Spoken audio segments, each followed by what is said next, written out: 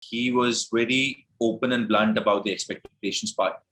He was not sugarcoating anything. So that essentially gives you a very grounded approach to how you want to apply to a particular school or how you want to go about your MBA application journey. That realistic answers, that honest answers, and that blatant answers, I think that's something definitely helps you evolve and understand the weaknesses as well as the strengths of their application. I had this apprehension of like whether my profile is a fit or not. The entire curriculum that you had said, like the process from doing a self evaluation to writing applications to evaluating drafts and then sharing comments. So it gives you a perspective to again think about that same thing, write again and come back. So like I could reach out to you at any point. Even if you're busy, you'll just reply back. I believe Piyush, we started on a professional front, but now we are more on a personal front. Yeah.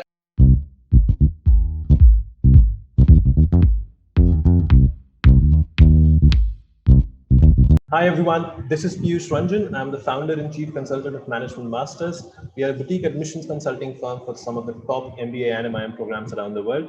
Today we have with us Ibrahim Faruqi. He got an admit to London Business School MBA program. And without further ado, let's have Ibrahim with us. So Ibrahim, thank you so much for joining us. It's really nice to have you. Could you just give us a brief introduction about yourself and what are you doing currently? Sure. Thanks, Piyush, for first of all having me. Quick introduction, like you said, I think I'm an engineer by virtue of my degree. Did my undergrad 5-year integrated course in chemical engineering from IIT Kanpur. Graduated in 2015, then joined Snapdeal as part of the campus placement. Did a very short stint with them and moved to join a very early stage startup in Bangalore. Worked with them in a cross-functional role for about 2 years. It was sort of a cross-functional between the analytics, marketing, and sales. Did that and then moved to a venture capital fund where my role was to sort of scout for opportunities in the consumer space in the Indian market. Set up the Bangalore office, did a bunch of investments, and then moved to my current role, which is at BCG. I'm working as a strategy consultant in the digital transformation, TMT, as well as industrial good practice. So just finished my stint at BCG and I'm now looking forward to start my MBA in August. That sounds absolutely amazing and like a super interesting journey that you've had, right? Just a very quick question, because you seem to have had a career where you've worked with a lot of companies, right? So you worked with multiple companies throughout your stint, almost 4 by the time you applied for your applications. So a lot of candidates and aspirants, they have this question that, if you're jumping too much or if you're changing too many companies, how does that actually come into your application process? So did you ever feel like that would be a negative aspect for your profile while you're applying for MBA applications? I think honestly, till the time I started speaking to management masters, when I actually thought about doing an MBA, I had this apprehension of like whether my profile is a fit or not, because I've jumped too much. Did a 3.5 month stint with Snapdeal and then 2-year stints of with 2 companies, and then I was about 6 to 9 months into the firm when I was putting my application. So that was initially an apprehension, but when I started working with Piyush and Management Masters, there I got into clarity, like whether each jump makes sense or ties up to a story which I'm trying to build, and does that sync up or link up with my long-term goals. So what I want to achieve or what I want to do long-term in my career. Even with the short-term thing, if you are making sense, like with each jump that you're making is towards a certain direction and you can tie that up, I think it's perfectly fine if you have made even 4 or 5 switches in the period of say 4 or 5 years. That's absolutely fine. I don't think that's a negative. But yes, I think for that I needed guidance from Management Master, and that definitely helped me tie up a lot of things. Thank you so much. That's very kind of you. But since you mentioned that you had you were able to tie it up very clearly, right?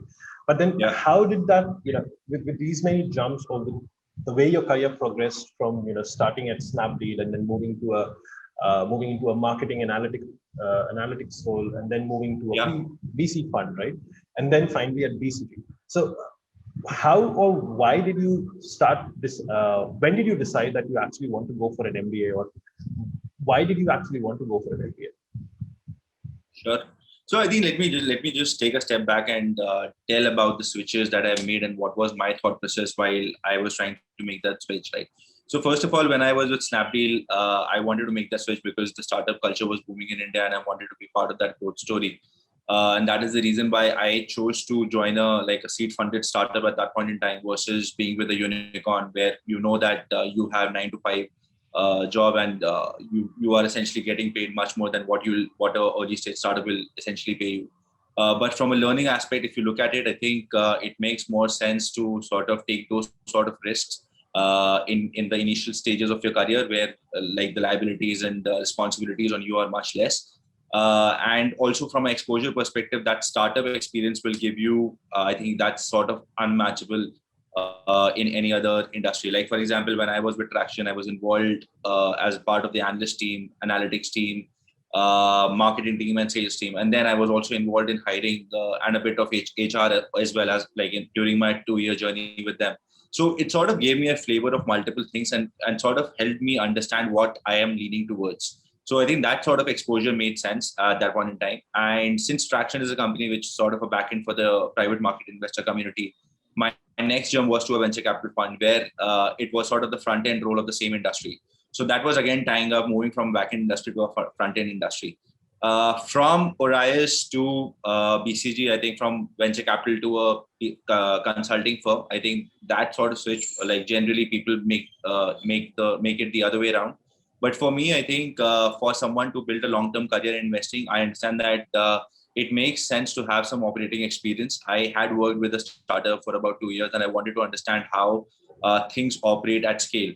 And consulting, given the breadth of the industries that they work with, and the scale of the companies that they work with, I think that sort of gives you an exposure, cross-industry exposure, as well as gives you an exposure of the problems that these large corporates, the large companies face. So that essentially prepares you well of the problems that the portfolio companies as an investment manager later on in your career, how you can help them grow on that front. So that was my story of why I made those 4 switches. What's your question on top of this, Piyush? If you can just repeat that. So basically, thank you for explaining that, because that makes a lot of sense, right? The entire story is very, very clear. But then how did you come to the decision that, at this point of time when you're already working with BCG and getting that overview of the operational aspects of how large companies operate, why did you feel that an MBA would have been a necessary choice for you going forward? Sure. I think like MBA is something like there are multiple aspects where you have to evaluate yourself on. Like for example, if I as an individual want to build a long-term career in investing, then I cannot do that properly without having a proper finance education. Like my background is engineering, and engineering is like hardly related to investing. That you need to understand the business aspect of things, and the formal business education, formal finance education was something that I was looking forward to. That was one. The second was, I think MBA is more of an experience than education for a lot of people. And I sort of believe in that partially. Like the people that you meet during your B school, they come from all over the world, and the global exposure that you get during those 2 years or 1 year, whichever course you're doing, I think that helps you build a lot of perspective there. That helps you build your own network, which again, like a lot of people have said, like your network is your net worth. So that I think being part of the venture capital industry, I sort of understood what exactly that means. And then having that circle or having that network is something that I'm again looking forward to as part of the B school. Those two were sort of the major reasons why I wanted to do, although industry switch was not something that I was very keen on. That was not the thing. But again, you can probably judge yourself whether you want to do an industry switch or a job function switch or a geography switch. So those 3 things is probably where you sort of evaluate yourself on. But I think from a skill gap perspective, I think that is also something which people should evaluate while applying for an MBA as well. Okay, that makes a lot of sense. So you wanted to move on and further solidify the sort of fundamentals of business knowledge that you would want, needed to have if you wanted to continue in the kind of career that you chose for yourself, right? So that makes a lot of sense. But then when you start thinking about an MBA, it's always about the application, and the application consists of so many different moving parts, right? And the first part where a lot of people get stuck or really struggle with a lot of times is the GMAT or the GRE credit, right? Now, you are one of the Right. candidates who I work with who had a GRE score, right? Yeah. And you don't Yeah. really find a lot of people with GRE scores applying to MBA programs. But Yeah.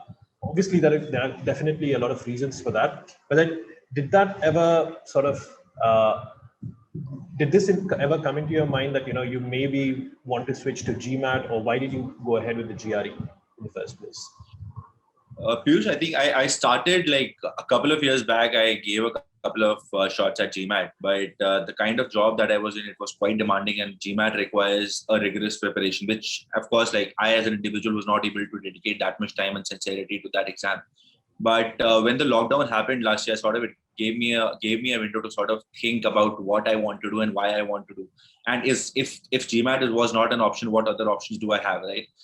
In that, like the acceptance for GRE scores in various top business schools had increased at that point in time, and it sort of made sense for me when I gave a couple of mocks. I understood that this is something that I can do with my job, and that is the reason why I picked GRE from GMAT. Like I know a lot of people who have been through this journey and who are starting their journey, and they started preparing for the GMAT, right? But for making that switch from GMAT to GRE is again a course of mental block for a lot of people, because they have spent so much time preparing for the for the GMAT, and then they want to, and if you ask them or you tell them that maybe you can try for GRE, it's sort of a blockage for them because they feel that they'll have to start all over again. So I think that is something which you need to evaluate yourself, because and you need to be smart about it, right? Because if you're not getting a score in one exam, then that's not the end of the world. You have other option of GRE, which a lot of business schools are open to accepting, and that why not just take advantage of that, because it's of course less demanding than a GMAT preparation. I would say, at least in my experience, that was the case. So I would recommend, like, if you're stuck with GMAT, then you should definitely give a shot at giving a GRE exam as well. That makes sense. So would you say, the chances of getting in with a GMAT score or with a GRE score, they are like comparable? It does not really matter. I think it does not really matter as long as you have a decent score which sort of satisfies the school's criteria. Your score is just one of the metrics in the long list of metrics that they evaluate you on. So that makes sense. Like whether you give a GRE or a GMAT does not really matter. Perfect. Makes a lot of sense. But then, once you're done with the GMAT or the GRE, right, the next big thing that comes into the application process is how do you choose your schools, right? So there are so many schools which are available, and there are so many schools which are really, really good at doing and probably getting you to the place that you want to go to, right? So what were the key criteria that you used to filter out which schools you would want to apply to? I think here again, like Piyush, I will say that the framework that Management Masters provided me to evaluate the companies, like first of all, look at their placement boards if that is important to you. Then look at ranking if that is again important to you. And all of these are very personal metrics that you need to figure out for yourself, like what top 3 metrics are important to you. Right. So like from a long list perspective, it is the ranking, it is the placement across across a particular industry or the function that you're looking at. Then the culture, then the values of the school, then comes your location of the school, etc., right? And also you need to understand, like, you have a certain score in a GRE or a GMAT exam, and then which bracket you sort of fill in. But having said that, it's not necessary that if the average is say X and your score is plus minus 10 or plus minus 20 in that range, does not mean that you cannot apply to a school outside that range. Because again, it's like I said earlier also, that it's one of the parameters that you might want to look at. But then again, there are different lists that you can prepare for yourself. Like one is your aspirational list, and the other is where you feel that you have a stronger chance or a better chance of getting in. So I think shortlisting the schools is basically a very personal thing where you have to evaluate these colleges on the merits. For me, one was location. I think I only applied to colleges in either London or New York because those two are sort of the financial hubs of the world. That was one. Second for me was again a ranking perspective. Like coming from an IIT background, I did not want to sort of compromise on the brand that I was going to next. So I think that was again one parameter that was again very personal for me. That was the second, and I think third was more around the culture aspect of it. Wherein like you get to know the culture if you reach out to people or you reach out to alumni or the current students of the school, right? I did that for all the 3 schools that I applied to, and the best response that I've got the most accepting people that I've found while during having the conversation were at LBS. So LBS was again one of the top choices that I wanted to be in, and luckily with all the support and like the parents' wishes, I think everybody my stars aligned and I got through that. So I think I was lucky on that front. Right. That makes a lot of sense. But here I'm going to ask you a question which I get from a lot of candidates, right? When you reach, everybody tells them, that you have to reach out to alumni, you have to reach out to alumni to research about the school, to know more about the school. But then I got a very interesting question from a candidate a few weeks ago, and that was, okay, you have reached out to an alumni, but what do you really talk about? So what do you want to talk about? To the alumni, with the alumni. Yeah, I think like when you reach out to an alumni, they understand where you are in your career and why you are reaching out to them. You have to specifically tell them that you're looking to apply to this school and would want to learn more about their own experience and about how they sort of shortlisted the company or the schools that they want to be a part of, right? And they are very open. Like most of them are extremely open to share their thought process with you, like why they ended up at LBS or which school did they apply to, and why they applied to these 3 or 4 or 5 schools. And then if you want to get into why, like how was their experience about a particular school that they were in, I think they're more than happy to share their experiences. Like it could be a very heavy on academics. Somebody can just talk about academic because he or she just loves the academic part of it, but the others can give you a perspective on the fun aspect of the school as well, right? So it's up to you. You also need to sort of do your own research, like read their website, see what different things, what different programs or clubs, or for example other activities or conferences that the school is engaged in or school organizes, right? And if you have any specific questions that you want the alumni to help answer for you, I think they're more than happy to do that. And most of them, like in case they don't know the answer, they'll upfront tell you that probably I'm not the right guy to do that, and they will make that, like they'll go ahead and make that connect with a third guy who sort of will help you answer that question, right? So it's basically you need to be upfront about your expectations, and you also need to do your own a bit of a research and just have a very candid conversation, because they have been in your shoes a few years back and they're more than happy to help. Because I think that community aspect of a business school that does not go away that easily, because it's something that they cherish, that they have cherished in the 2 years at school, and they want to sort of give it back to the community and help the school grow as well. Absolutely makes a lot of sense, and thank you for putting it so eloquently out there, right? Because this entire research part, it's not really a optional aspect of the application. It's a very important part of the application, and the candidates also need to really understand how do you reach out to alumni, and sort of what do you talk to them about. So that makes a lot of sense. Now, the other aspect of the application that I'm going to really appreciate your thought process on is the essays, and especially for LBS, right? Because the LBS application is absolutely massive, right? So they talk about they have just one essay, but it's not really one essay. It's probably like 10 different essays that you have to write in the application. So how did you exactly go about those essays, and what was the thought process behind the essays? Was there something that you really kept in mind while preparing for those essays? I think again here, if I were to write those essays all by myself, I would have probably written a story which probably did not make sense. And that is where management masters came into play for me again and helped me stitch that story which makes sense, right? And you don't need to fabricate things here. Like if you have a story, you need someone, or if you like, you can probably make a story yourself. But if that makes sense or not, I think that is where the professionals come into play. And because the story is yours, it's your life, it's your journey that you have lived. But for someone to actually make sense and someone with experience who can add value to that, I think that is where the professional help comes into play. And that is where the management masters and Piyush, you essentially helped me through my journey. So I think the entire thing was not something like very, if I look back at it, like had I not taken a professional help, I think it would have been a lot of work. I would say it would have been a very stressful journey. But the way it was structured, and the like the pre-process of before we started the applications, the entire process of where there was a circular on about all my experiences in life, both professional and educational and personal. And then there was something which I wanted to do later on in life, the complete analysis of it.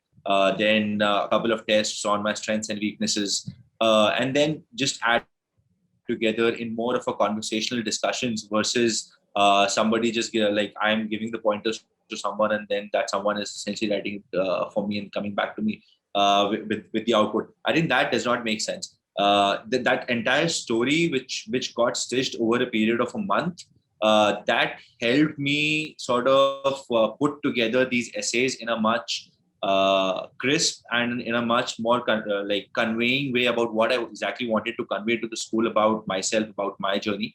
And that, like for me, the LBS essay, after we ended the initial 4 weeks of preparation, it took about 15 days because everything was there in material. You just have to sort of put your thoughts together and write those answers, right, for yourself. And then that there is a review cycle to that. Then there are multiple drafts and you sort of just finalize it over a period of time. So if you have that groundwork ready for yourself, I think it will not take a lot of time, but that groundwork will definitely take a lot of time and effort. Okay, makes sense. And again, thank you so much for that. You're very kind. I don't think I need to ask you about feedback anymore, right? Because there's going to be a lot of repetition, I guess. But yeah, that makes a lot of sense, right? So throughout this journey, right? So preparing for your GRE, preparing, figuring out which schools you want to apply to, working on the essays, and then also the interview part for the LBS, right? Which of these aspects would you say was the most favorite part for you? What did you enjoy doing the most? I think my favorite part was the application journey, like right from the start of the preparation for the application, still the submission, and then waiting for the results. Of course, that's a different story. But I think writing that essay and preparing for it, it helped me learn a lot about myself. Most importantly, because it was my journey and I was looking at it from one perspective. Probably I was not looking from a perspective which I might be looking at it now. So I think that helped me understand a lot of things about what I want to do and what I have been doing and what I'm good at and what I'm not good at. So that self-evaluation was something which I think was the favorite part of my journey. And then, of course, once you submit the application, the anticipation, the results, that's a very different journey. It's a very different experience. Like there is anticipation, no matter how cool or how how good you are with ignoring that part of your life. But again, if you have some an application, you look forward to that. So I think that's a journey, and if it ends on a positive note, then it's totally worth it when you look back at it. Yeah, that absolutely makes sense. And now that you everything is final and you're going to LBS, so what is it about LBS that most excites you? What are you really looking forward to at LBS apart from all the parties that will happen? Of course, that's a very important part of the MBA experience, quote unquote. But then, on a serious front, I think, like I mentioned, like LBS itself claims that there are about 80 plus nationalities that comprise the entire class, right? And then, like even during this last 6 months that I've been part of the LBS community of our batch, I have interacted with people from so many nationalities that I can't even count of. And for me, I think we have made good friends just over Zoom. So I can just imagine the community aspect of it and how good friendships can just become a part of your life from different people, from people from different parts of the world. So I think that is something that I'm really looking forward to. Because those experiences, not just about the friendship, it's about they sharing their own experiences and then you learning from them, right? Because if you are into any business, be it a people's business, be it a technology business, it's at the end of the day, I think even the technology is served to the people for their comfort or for their convenience. So you need to understand how people in different parts of the world think. That is where the globalization aspect comes into play. So if you understand the people's psyche in different parts of the world, and how different people in different geographies understand what their requirements are, I think that helps you build a lot of perspective for your own life. Like whether you want to build something for your own, whether you want to work for a company that's global, whether you want to work for a company that's not from your home country as well. I think it's a perspective, and it helps in self growth, if not anything more. Thank you so much. That makes a lot of sense, and you've put it very, very beautifully again. So, just a very quick question that we would really like to take some feedback from you. So, if you could help me understand, like, why did you really go ahead with working with us? Because we are pretty new, and by last year when you approached us, we hardly had 1 year of experience working with applicants for their MBA journeys. So, why did you really decide to move ahead with Management Masters? And then, obviously, what did you like or dislike about us? If you could just tell us in a few sentences. Yeah, so I think what I liked I've already covered in the previous part of the questions, but I'll still go ahead and do that in the later part of this answer. But I think the reason why I shortlisted, like I spoke to 3, 4 consultants, but why I'll not go into why I rejected them.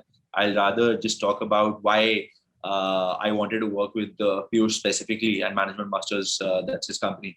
I think the one reason was that he was very open and blunt about the expectations part.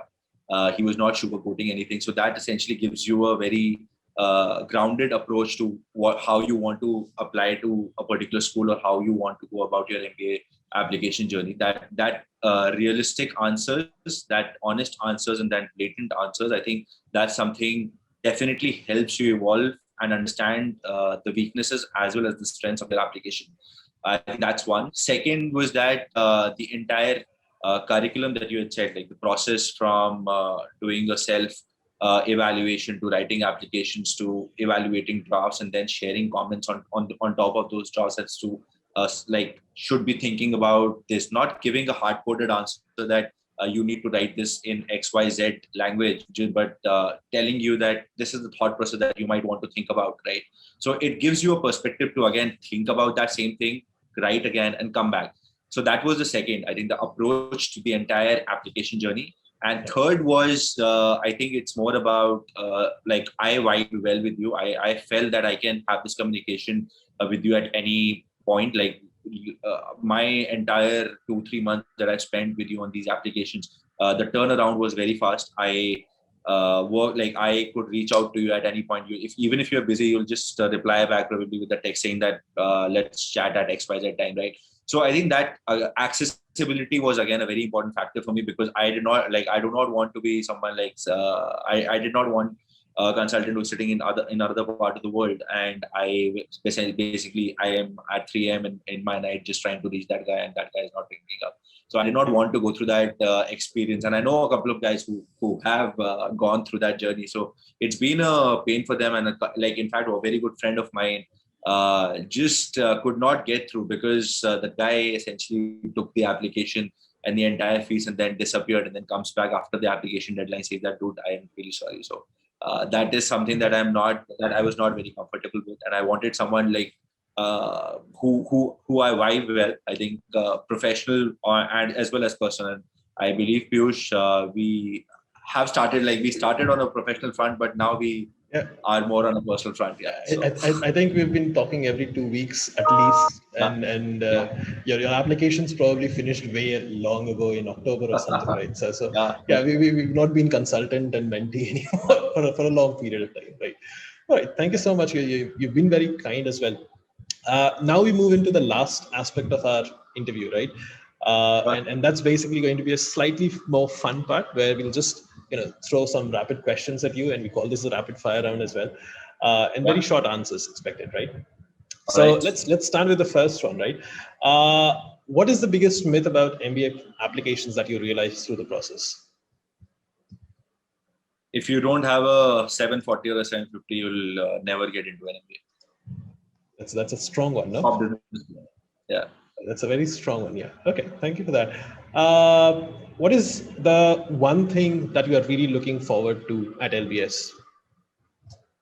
I think the community, the people of my batch. I think that's one thing that I'm really looking forward to. Okay. Everyone should have an NGO experience before they're going for an MBA. True or false? Definitely not. I know a bunch of people, right? There are more than enough examples of people who have done zero social or non-profit work, and they are sitting in the top business schools of the world, or they have graduated from that. So there's no way to believe that. What is your dream job? I want to become a venture capitalist at a top tier global venture capital firm, doing investments across stages. What is your leadership mantra? For a leader to be a good leader, I think empathy is one factor, but finding that balance between empathy and getting the work done and motivating the team and sort of translating your own vision to the team's vision is something which I believe is sort of the best trait a leader can have if he or she is able to do that very transparently and effectively. I think that's one of the better answers that I've heard about leaderships because everybody stops at empathy usually. That sounds very nice. Thank you so much, Ibrahim. It has been absolutely wonderful talking to you.